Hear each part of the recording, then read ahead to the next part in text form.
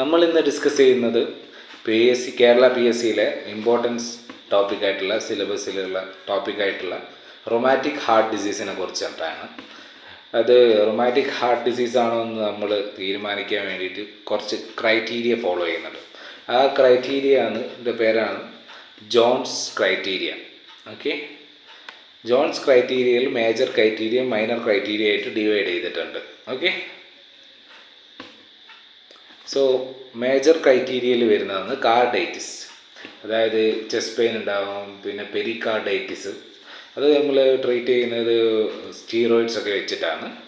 പിന്നെ migratory arthritis ഉണ്ടാകും, അത് നമ്മൾ മാനേജ് ചെയ്യുന്നത് ആസ്പിരിൻ അല്ലെങ്കിൽ നാപ്രോക്സിൻ സോഡിയൊക്കെ വെച്ചിട്ടാണ്.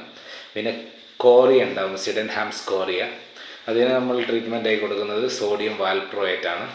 പിന്നെ സബ്ക്യൂട്ടേനിയസ് നോഡ്യൂൾസ് ഉണ്ടാകും, എക്സ്റ്റെൻസാറിലായിരിക്കും, എക്സ്റ്റെൻസാർ ഡിസ്ട്രിബ്യൂഷൻ ആയിരിക്കും ഉണ്ടാവുക.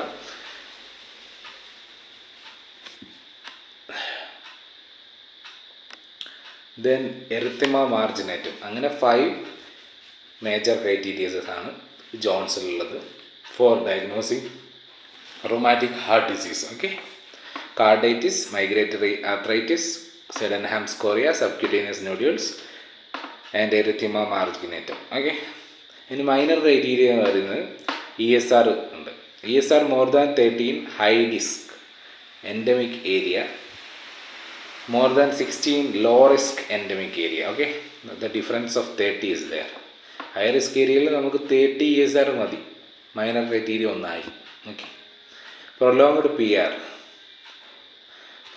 PR ഇൻ്റർവെൽ ഉണ്ടാവും റൊമാറ്റിക് ഹാർട്ട് ഡിസീസ്. ഇതേ സമയത്ത് നമ്മൾ റിമെമ്പർ ചെയ്യേണ്ട വേറൊരു ഇമ്പോർട്ടൻറ്റ് പോയിൻ്റാണ് ഷോർട്ട് PR ഉണ്ടാകുന്ന WPW സിൻഡ്രോം. വോൾസ് പാർക്കിൻസൺ സിൻഡ്രോമിൽ ഷോർട്ട് PR ഇൻ്റർവെലാണ്. റൊമാറ്റിക് ഹാർട്ട് ഡിസീസിൽ പ്രൊലോങ്ഡ് PR ആണ്. ഫീവറും ഒരു മൈനർ ക്രൈറ്റീരിയ ആണ്.